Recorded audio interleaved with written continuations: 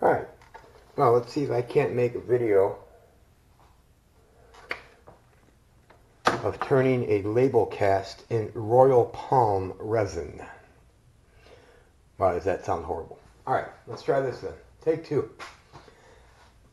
Today I'm going to try turning on video, not sure how the video is going to turn out, but a label cast that I poured yesterday. It's cast in Royal Palm resin, original, 1-to-1 formula. Love this resin. Cast really easy, as you can see, very few bubbles, if any, in it, just on the sides, but that'll turn away. Crystal clear. It turns like butter, as you will see. Hopefully the video comes out okay. Excuse the mess in the background. It is summer, so I'm currently off, so the garage is no longer just my workshop. It's also motorcycle storage and workshop for that as well. So it's a little bit of a mess, but we'll see what we can do here and get going. So I'm going to start turning. It's at full RPM, which don't remember on the Harbor Freight what that is, so I'll get that and put it down in the description at the bottom. We'll be using Easy Woods turning tools. I used to like the round one for just about everything. It's the easiest way to do it, so I'm going to go ahead and get my safety gear on, which is glasses and the shield, and we're going to get to turning. All right.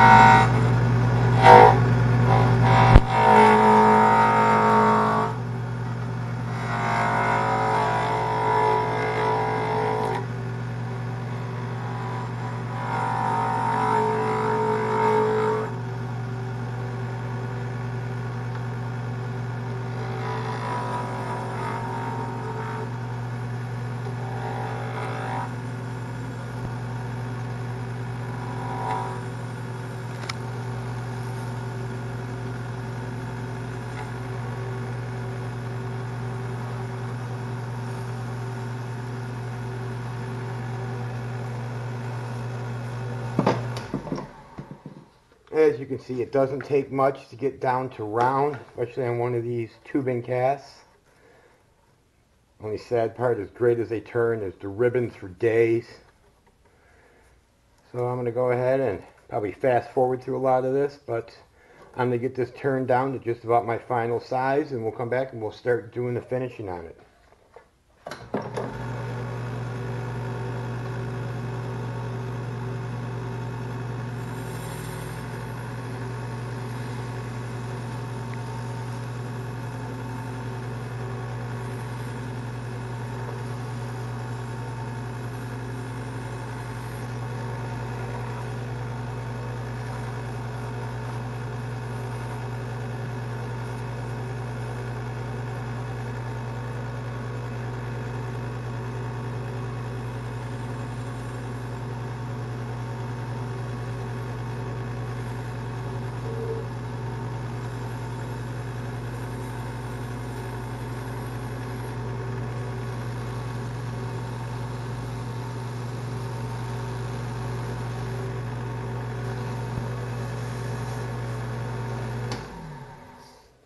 As you can see, you'll have to go through several times as you're doing this and clear off the ribbons, because they will get everywhere, and it's not that big of a deal, except that you end up not being able to see the blanking where you're turning at. So go through every now and then and get those turned off. See, I'm taking fairly deep passes on it just to get it down. I'll start slowing down now and getting a little bit thinner and cleaner cuts on her.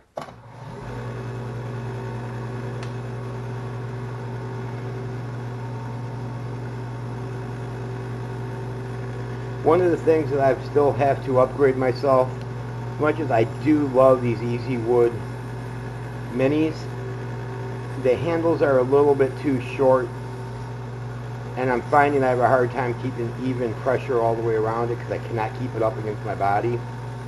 I'm 6'1". So I'm either going to buy the longer set from them, or I'm going to end up turning new handles for these. I've not decided yet. But I do love the tools themselves, and just about any carbide cutting tool will do the same for you. These just happen to be the ones that I started with, and I'm kind of stuck with them. So now I'm going to start getting it in to my final shape that I like.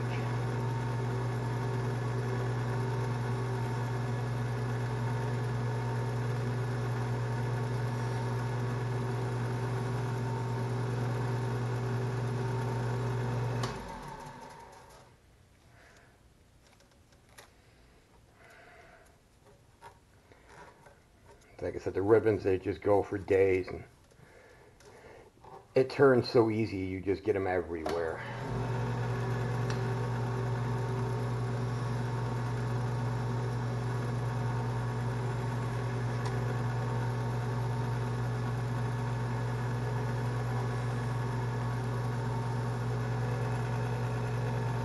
Just realized too, I've kind of got the camera on the wrong side because I am right-handed. I'm used to cleaning my blank off when I stop, or if I'm just kind of going through with my left hand, and I keep seeing that, then I now push that in front of the camera.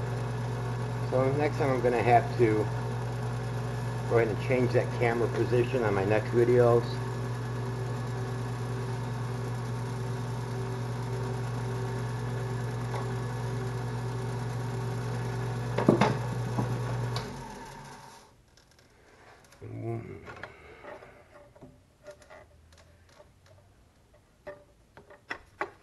Alright, so she's just about there. So I'm going to go ahead and I'm going to pause the video while I get all of this cleaned up out of here and get ready into sanding and finishing.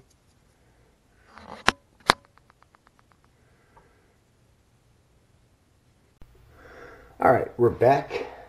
As you can see now, I've got all the shavings cleared up. I've got a plastic bag from just one of my great local big box stores to protect the lathe bed from the water. And as you can see, I've still got some tool marks in it. Probably rushed a little bit on this one, but it's not a big deal. They'll sand right out here in the first step.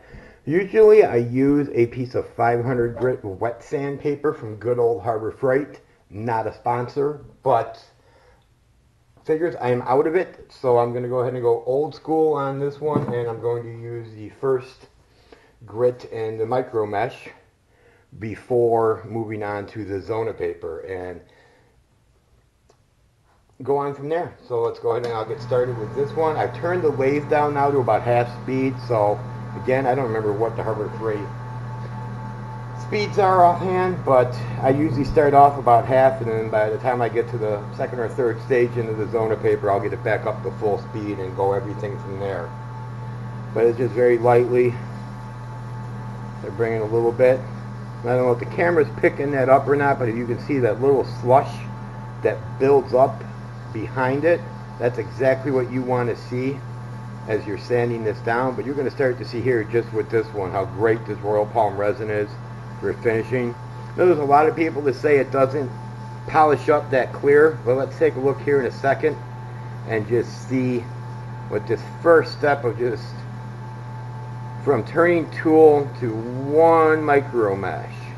And of course, if you're new to this, always be moving when you're sanding. Don't get it and just kind of hold in one spot like that. On wood, you'll get a very uneven sanding. On epoxies, aluminites, what most people consider some type of resin or acrylic, you will burn into that spot from the heat, and there's no fun going back and returning a piece of melted either sandpaper or micro mesh pad back off your blank. Alright, so let me take a look here and grab a quick paper towel. I'll just wipe that down. Let's see where we're at there. You can see there, that's starting to polish up. I've still got some swirl marks in that from my tool, so I'm going to go ahead and keep sanding this a little bit. And said normally I would use 500 grit just to knock those ridges down, but I don't have it. I probably should just run back out to Harbor Freight and pick some more up now, but I figure I'll go ahead and do it with this. Again, I apologize for the mess in the background. Poor audio quality on this. I'm using one of my generic cameras for this, mounted above the lathe, and I'm just using the audio out of that for now. If it's horrible when I put it in editing, I'll probably dub over it and re-record and just narrate, which then my previous statement as to apologize for the audio will be irrelevant because it will sound great. But let's see. I've had David Troutman. I'll give a shout out to him. He's always been telling me go ahead and make a video. Or actually he says go live. I don't do well in front of live audiences, so I decided I'll just make a video instead. And you can kind of run your finger, see?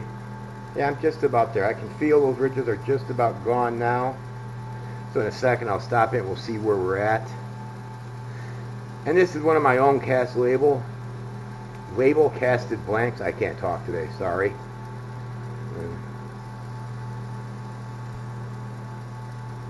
Let's see where we're at there. Wipe that down. Give it a wipe down really quick. Now, see, I've still got a couple spots in there that are going to take a little bit more to get off. I think I probably should have maybe turned my tool and started with a sharp edge on it, because I'm thinking maybe some of that was a little bit dull in my turning. But that's okay. Like I said, it'll just sand out and it gives me more time to talk to you all, the great viewers.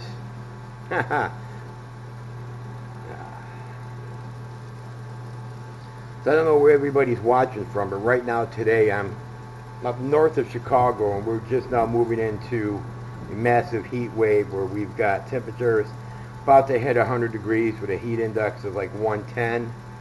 And I know for a lot of people in the near southern United States and some other continents out outside, if I have any viewers from overseas, that's nothing. But to us here in the Midwest, 100 degrees and 80% humidity is torture. And the garage that I work in, my workshop, is a non-climate controlled environment, so it gets a little hot and muggy and sticky in here. In the winter it gets really cold, so makes it great for casting though, because then you got to wait for cure time. It cuts it in half. But then again, it's a little give and take on that, I guess.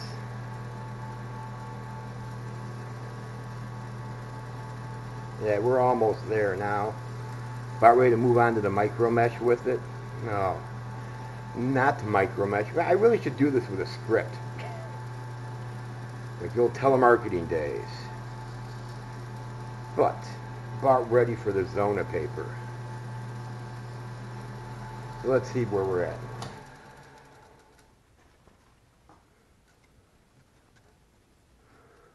Oh yeah, she's ready for Zona paper now. So again, for the new people, if you're new to turning, new to using micro mesh, have no idea what I'm doing, you found this video by accident, thank you YouTube. You always want to go back against the direction you were standing in. So kind of against the grain if you were doing this on wood. That just helps lightly get rid of some of the sandy marks that you had and get you starting from a fresh location. I'm starting to see in the reflection, she's starting to clean up really well. So yeah, let's go from there now. And I'm going to move through my Zona paper, through all of my grits. You gotta love this stuff. I don't know. If you're not using it, go on Amazon, order you a package of it. It comes in sheets. It'll last you forever. I'm using fresh brand new ones now for this video, but usually I use them for about 5 or 6 pens. Not a sponsor, but that is what you're looking for.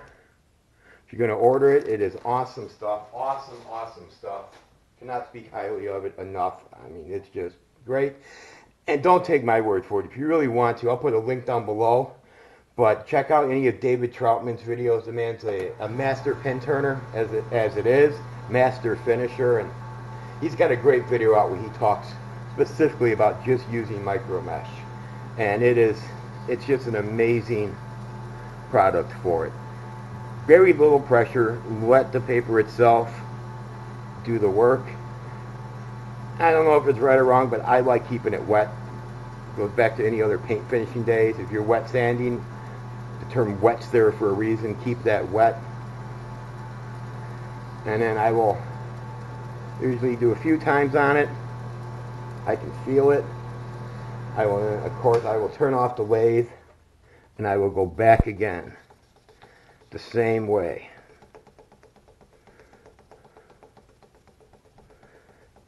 That's it. And then move on to the next pad. I will do this several times through with each one. And after about the third one here is when I kick the lathe speed back up. Because after about the third paper, you're no longer really, you're not sanding, it's actually called a polishing paper. So I get a little bit of speed on that, a very light touch, and by the time I'm done, it's a very nice polished blank. And usually then I may, depending on how it finishes, put it on the buffing wheel and buff it, but I found that 9 out of 10 of them, that is not needed at all. Because as you can see now, she's really starting to come together and get a nice gloss to it, nice polish. So I'll go one more at this speed, and then I will kick it up another notch.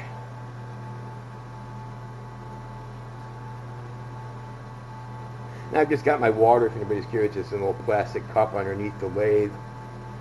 So I can just dip my hand down, come right up, and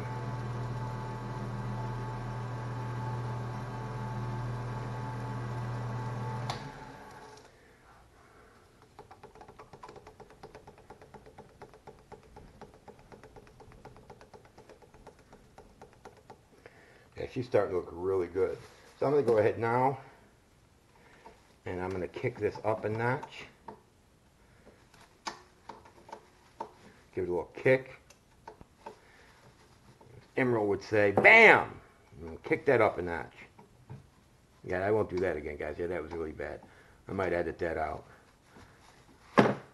See, I think I have a sense of humor, but then I hear myself and I realize that I don't, so forgive me on that one. All right. Got her back in high speed. And now we will go through the remaining 3 pads of the Zona paper for it.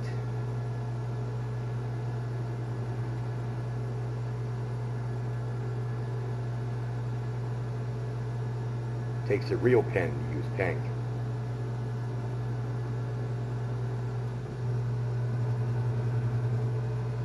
Alright, let's see where we're at there. Oh yeah, she's looking beautiful. Beautiful.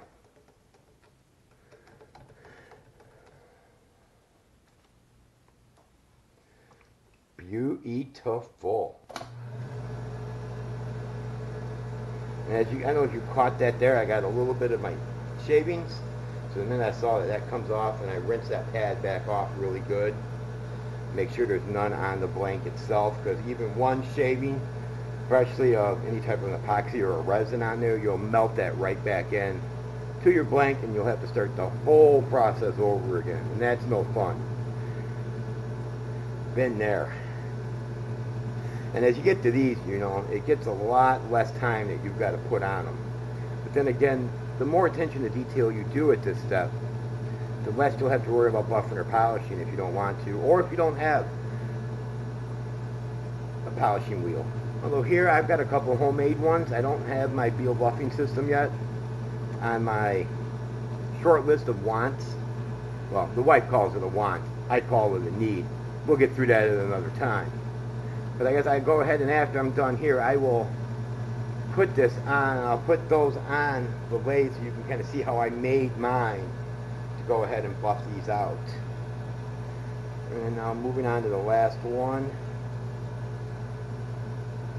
And this one, there's really nothing to it. It is very thin.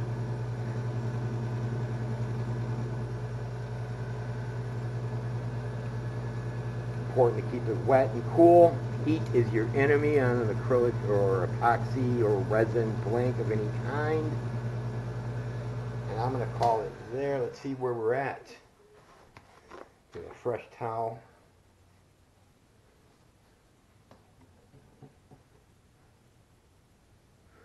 And as you can see, I don't think I really even need to buff that. That looks really good. So I'm going to go ahead now and I'm going to pause it just momentarily. I'm going to go get my pen kit that this is going to go on, and I'm going to assemble it. We'll be right back.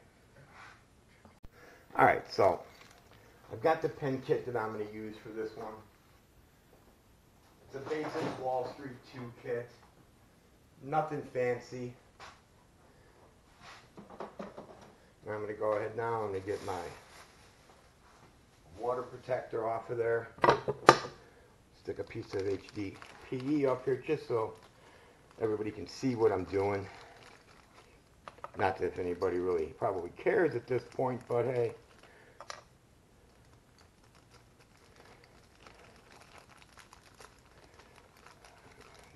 Mission out. Don't lose the little spring. Cannot tell you how many times I've done that. Put the original tube off to the side.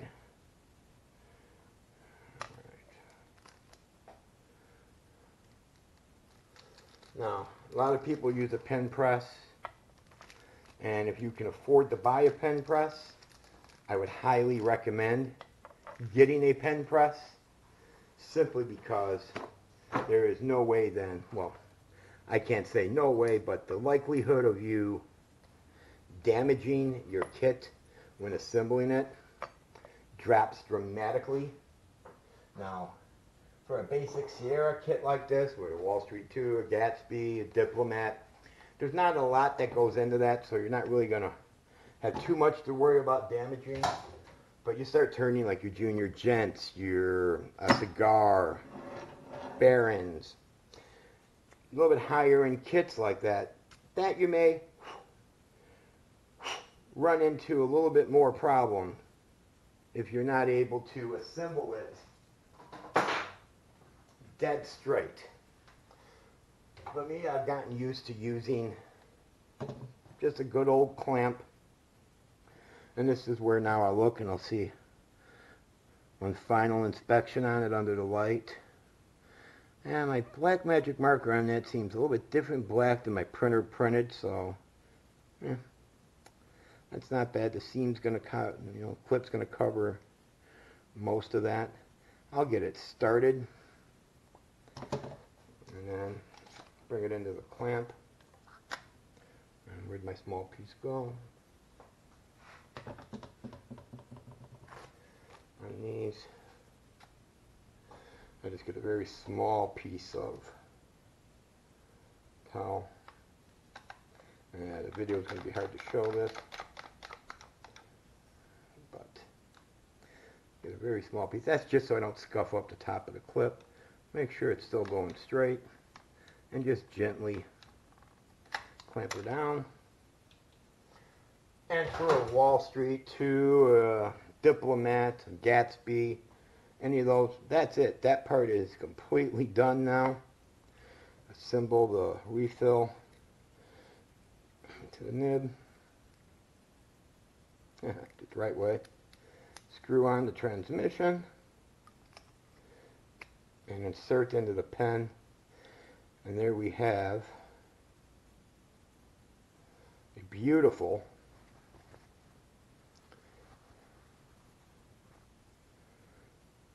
Wall Street 2 in gold for the Alliance.